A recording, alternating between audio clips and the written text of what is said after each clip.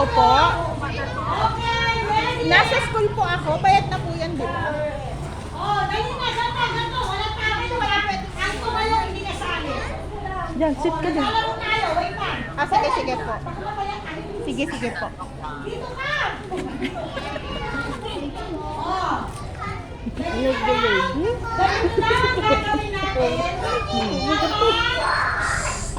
Nasing girlingan dyan siya. Oh, lalabas tayo. Itang ka, tang ka. Nakakover ang heavy natin. Ganito ang gagawin natin kapag may earthquake. Lalabas tayo sa labasan.